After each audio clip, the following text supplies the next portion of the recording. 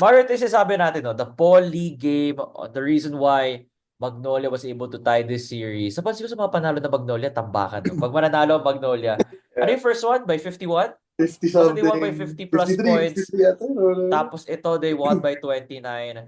And this time, actually, this is even better because they did this without Xavier Lucero. But shout out to Paul Lee. Sinabi mo, Mario, na you were expecting the Paul Lee game. It's sakto. It appeared in game 4. Paul Lee had 25 points, 6 assists, 3 rebounds, 3 4-pointers, Yeah, and one 3-pointer. But overall, it was the Paul Lee game that we asked for. it Did you was expect this? finally Oh, the of course, you expected this. Ito sinabi mo eh. yeah. I expected this because there's always going to be one game, always one game in every series where Paul Lee plays well, and ito yung game na yun. Jabari Bird is looking like a very good import for Magnolia also. And you needed Paul Lee to do this, right? It started in the second quarter. Look at the second quarter stats, pare. 36-18. At that point, it was straight on from from Magnolia. Sorry, Meralco tuloy. Meralco ulit eh. Ito na naman. And some pretty big struggles on for Rain or Shine also. Not a single player. Ano, they had two pala. Si Felix and si Gabe, but were both plus in the plus minus. Pero Aaron Fuller was a minus 26. Gian Mamuyak was a minus 23. Santi was a minus 27. The players who usually sobrang okay para sa Ross. Yesterday had a pretty rough game. Had a pretty rough game. Uh, I wasn't really able to catch the first half. Not gonna lie, pero it's looking like a really good series for both teams, for both Magnolia and Ross. Uh, I'm I'm kind of surprised with the minutes that Ross is doing right now with the minutes that they're playing.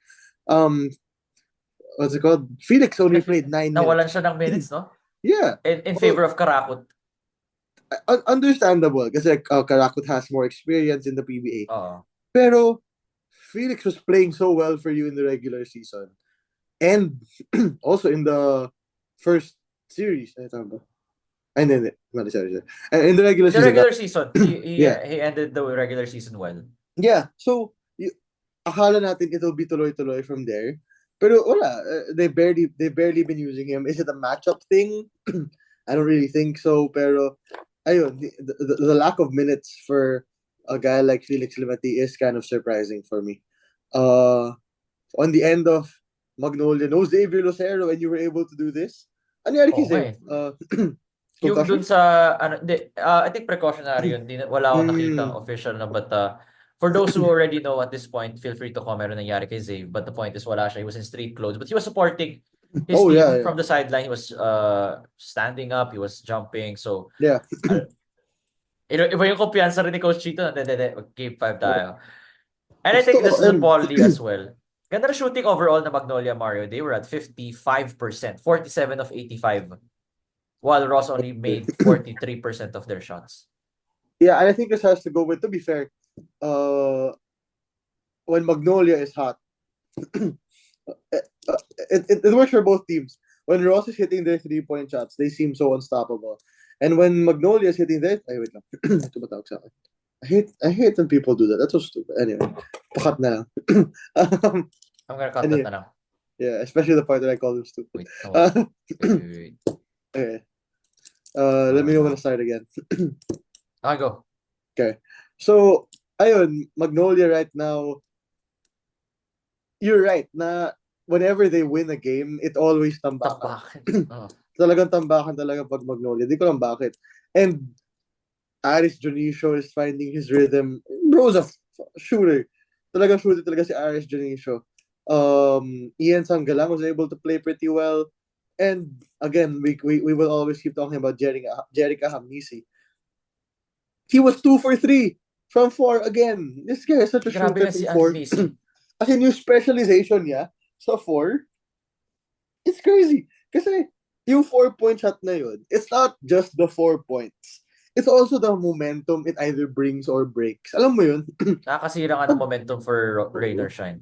I think Paul Lee hit 2 fours in the second quarter, and that's what I think. I'm not sure if 2 or 1. And that's what kind of snowballed into the third. Na uminit din yung ibang players ng Magnolia.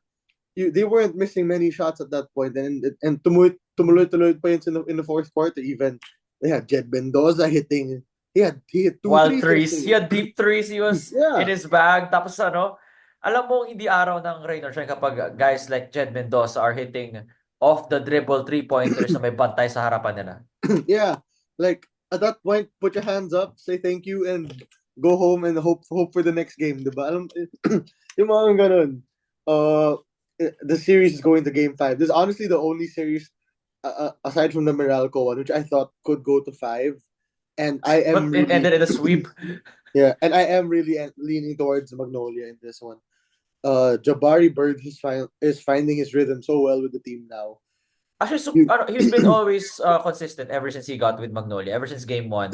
I agree. I wish na siya yung import from the very start. But of course, iba pa rin yung allure na may Glenn Robinson, which is a Yeah. NBA level kind of player, Kasi diba? nabigla ako na he didn't work out for Magnolia.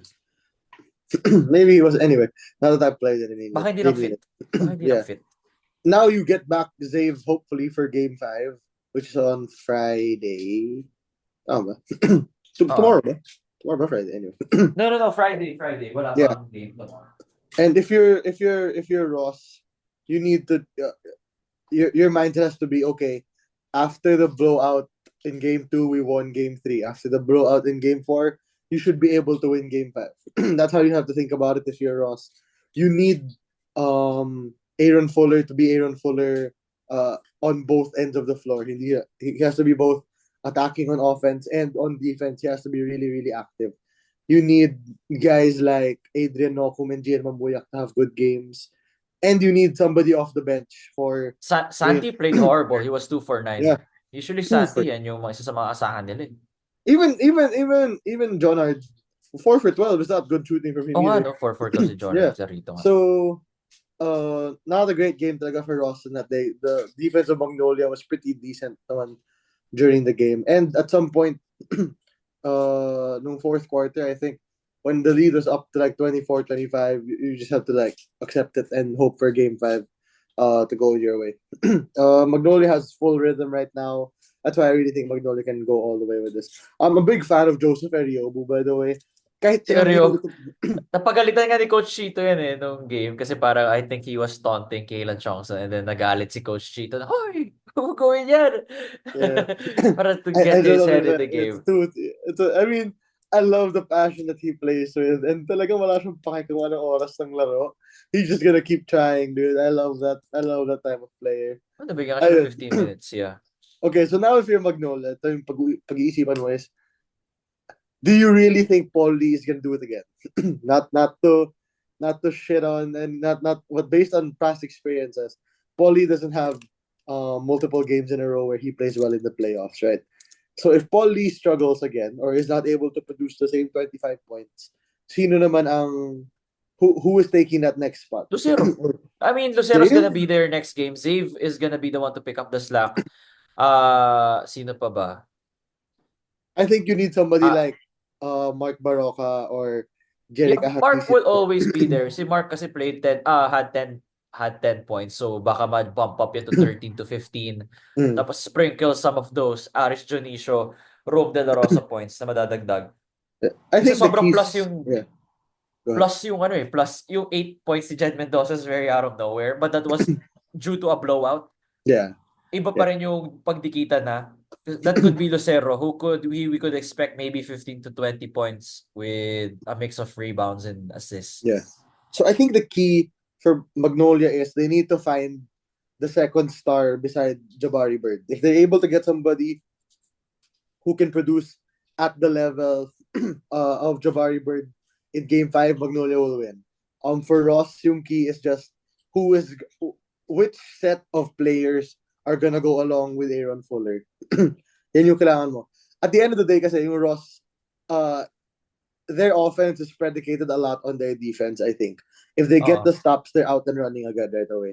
So, if Magnolia is making their shots, Ross needs to find a half-court setting or a half-court setup kung saan nakakalaro pa rin sila. Hindi yung pwedeng puro takbuhan lang. They need to find a way to score in the half-court, and pag nagawa nila yun, they'll be able to win the game. Yeah. So, ano prediction natin for the game? I go Mags and I think it's Mags and 5. Mag in 5 ka. Ako, I'll play devil's advocate. I'm gonna pick Ross in 5. I'm going to say Do Ross. or Okay. die. They will move on to the semifinals. Kayo guys, comment lang below. Who is stepping up for Ross if that's the case? Who is stepping up for Ross? I Yeah, feel if like it's we Ross are and 5. going to see a Santi. Santi Do you think it's a Santillan. Santi game? I feel like it's Okay. a Santi game. I see it. Either I see it. Santillan or a Mamuyak. Okay, Santi I or see it. Mamuyak. I see it. I see it. Okay. For Mags. Kasi for sure, check na si Paul Lee eh. Kasi nasa game plan niya eh. Biglang, okay, Yeah. merit si Paul. Kailangan natin ano yan. So, sabihin natin Yeah. ma-neutralize si Paul Lee. Who I do you think think? I think it's going to be aside from Xavier. I think it's going to be Jerick Ahamnisi. Again, The X again, Factor. dude. Napaka-X Factor. If we're taking it into full understanding, game 1, Magnolia was leading by 11, 10, 11 in the fourth quarter. They should have won that game. Game 2, they won the game. Game 3 was controversial in many senses. And game 4, they won the game. So in all 4 games that they have played in this series, Magnolia has had a very good chance at winning those games. They were in positions to win those games. And it just didn't fall that way. So they haven't been playing bad in this series at all. I think masabi natin yun. So somebody in that game 5 is going to step up. I think it will be Ahamisi.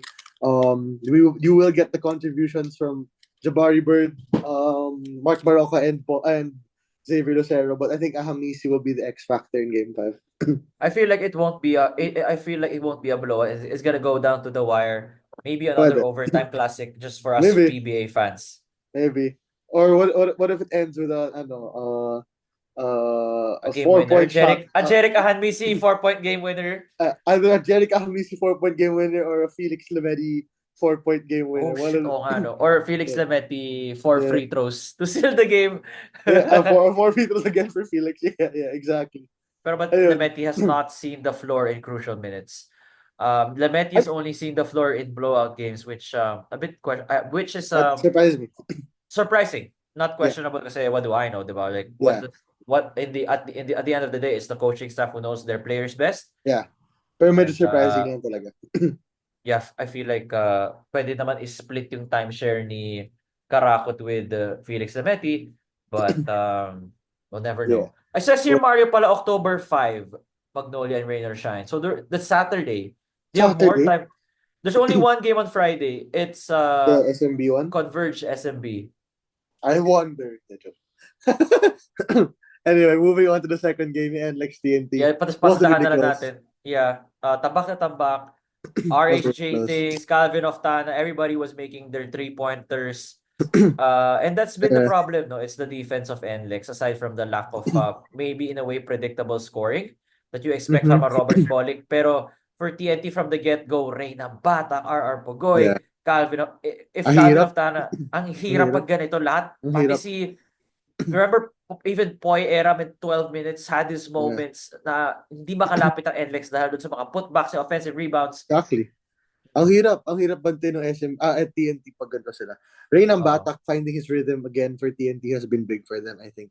Pogoy and Oftana playing the role, and Glenn Cobuntin is playing his role very well, I think, right now. Defending and hitting threes. You barely had to play Jason Castro. He played 14 minutes, dude. And yet you won by a lot, 29. Almost 30, yeah. So yeah, TNT, we're not really surprised by this. If TNT shooting is there, good luck beating TNT, right? I think that's, I mean, to be fair, their shooting wasn't the best. They were 8 of 27. Am I right? Yeah. They were 8 of 27 from 3. Pero from 2, they were 32 for 41. They barely missed. 58% from the field versus the 46% of NLEX. And kapag ganyan, yun nga, NLEX has not solved TNT's efficiency the past 2 games. That's why TNT also won. And not to mention that they are more disciplined. Mas, yeah. And it's just the stars just showing out. Reyna Batak just finding his... Imagine mo, naka-19 pala si the Stingray. And he was getting to the rim at will. Kung kailan niya lang trip, sige. Pag gusto niya mag-drive, floater, matic, floater ulit. Ganun laro ni Ray ng Batak. And nothing much to say. TNT looks like a potential dark horse candidate to win the championship. Dark horse kasi you don't know if sabihin natin maglaban TNT Ginebra or TNT SMB. Actually, pag TNT SMB, yun yung kontrapelo na kasi put Eram on Okay. Fajardo. To an Yeah. extent, it works. But I think if it goes down to it, you could see some minutes for Galinato against SMB. oo. Just not because of height, but because of mere size. Kelly Williams will play so much against SMB if ever reaches that point. We've seen him actually be able to a certain extent defend Junmar, not greatly, but he makes him very tired. He makes Anyway, him very tired. Pero ang question RHJ is, can RHJ TNT even beat Ross? Like, or Ross, or actually, kuha nila yung number na Mags eh. Yung sa yeah, Ross sila team hirap base. na hirap eh. Di ba yung mga ganong teams eh? Kuha mo yung Yeah, Mag, pero sa yeah. Ross, parang, you don't know, parang nag-google, di mo talaga Depende. alam. Di ba? But then again, it's Depende the kasi playoffs. yeah. This is the playoffs, so Honestly, right now, what's this called? Paano nakikita natin ang levels ng TNT right now in the playoffs? ba RHJ talaga? is becoming a literal give me the fucking ball, move out of the fucking way, ako na bahala. If you look at this, dude, look at this shit. He shot 12 for he shot 20 12 for 20. But with 7 of 18 those free attempts were throws. threes and fours. If Yeah, he only tama. shot, he shot 85% from two. Ang Matik eh. Matik talaga. yeah, Pag nasa loob na si RHJ, pag nasa inside na, what matik are you siya. gonna do? Exactly. Exactly. Ayun, for NLEX naman, nice season. We're not gonna a decent I season. wish we played normal more. We got Really? to get I wish kasi parang kailangan mo na ng scoring at this point eh. Tingnan mo, he played 15 minutes, 10 points, 3 rebounds. I don't know. I want na he be integrated more to the lineup. Maybe give him a solid 15 20 minutes. Kasi he barely played even the regular season. Naging 15 lang today because wala nang iba eh. Yeah, I So understand. I maybe understand. try to how we can integrate him to like a Alain Maliksi role na not the same minutes of Alain, but how do you make him effective in the minutes you're gonna get him? Yeah. Basically, make him part of the plan. Yung the one I wanted for them to give more minutes to was Mike Miranda. What Mike what Miranda, what happened? He biglang 3 played minutes. 3 minutes. Mike Miranda has been one of your best bigs in this Best conference. 3.4 point shooters Yeah, actually, he's si been Mike shooting so Miranda. well for um for NLEX. JV Bocon, you Barely traded played. Ato Olar and a second rounder to 3 play him minutes lang. 4 minutes. What are we doing? Like I understand that maybe JV isn't fully in the system yet. Sige, pero yung Mike Miranda, di ko gets. You played Bolic 43 minutes to lose by 29. What You the know what fuck? I noticed? RHJ, whenever he saw na Bolik, it was si Bolik yung kumuha ng bola, he asked for gusto niya siya Matchup? ibabantay. Kaya Yeah. hirap na hirap si Bolik in a way. Kaya minus 27 siya despite 25 points. 25 points because RHJ wanted that matchup. Naririnig ko, I was there at the Yeah. court. He wanted that matchup. Give me him. Go, give me Yeah. him. Let's do a I switch. think Gagano siya. I think this is what RHJ is starting to do now for TNT is kung sino yung best player on the court, akin na The yun. guard niya. He's been doing Akin it. na yun. He did that in game 3. That's why Daquan had such a bad game. And yeah, RHJ is starting to go into full RHJ mode, which could be scary for a lot of possible matchups in the future. Mm-hmm. Nothing to take away from NLEX though. Bright future. Jonel Policarpio played decently naman. But again, we will keep bringing this up. You need a big if you're NLEX. Kailangan talaga ng big. You So, absolutely need a big right sa now. next conference na dapat we need to get like a 6'11" guy, a 7-footer. Yeah. Because maybe that could spell a difference. And at the same time, I think it's time to to reset a little bit. There are some players who get way too many minutes, I think, for Who do you NLEX. feel like is getting too many minutes here? Who I do you will feel? I will not comment. Why? You can share naman eh. I Hindi ka think naman, here's my thing. Pwede- Okay, man. oh, Richie Roger, I think, has done nothing to deserve okay. 20 minutes That's a game. It's okay. That's your opinion naman di ba? Yeah. So parang you can say, okay, Richie Roger. I think Richie, he is a good player. He is a shooter when he needs. Well, he has hit some big shots for NLEX. He is a shooter. Pero to be playing over the likes of Baser Amer, to be playing over the likes of Matt Nieto, to be playing over Enoch Valdez. I think right now, um, those players, sila Enoch, sila Baser, They deserve more. they could have been more useful in this series. Uh, Richie Roger, I'm sure, is part of the future of NLEX. Maybe that's why they're giving him so many minutes. Same as Cyrus Torres. He is probably going to be a major part of the future of Babad si Cyrus, no? Sa playoffs, uh, napansin mo? exactly. Babad si So Cyrus. maybe that's why they're playing them that many minutes. Pero you need to give your other guys minutes. Yung Enoch Valdez mo, sure ako future player din yan ng Future team mo. He's player. only playing 7 minutes. Why? What are we doing that for? Gets ba? I understand na these people are your future stars. Kaya siguro they're getting deep minutes. But you have players off the bench. You have other players who I think could have been better in this game, in this do or die game. And that's how I saw it. That's how I see it. But I'm sure Richie would shit on me in a shooting contest also. So so yeah, there's that. I'm just saying that I think in these games you need to be playing other players at this moment if you're NLEX. Nawala ubo mo nung dumating tayo sa NLEX TNT, ah. Parang hindi ko biglang, naglabas ka ng sama na loob, eh. Nawala yung ubo bigla nung I thought NLEX TNT. it's called like I don't know, dude. It's kind of frustrating for me to watch NLEX kasi alam mo kung saan yung problems eh. Alam mo ako saan yung problema. Pero wala ka kasi Kita, rin makuha, eh. Sino ba yung big oo, man na kukunin? Alam mo, hindi rin nila exactly, masolve kahit gustuhan nila. So, feel ko sa exactly. Commissioner's Cup, a-address nila yan.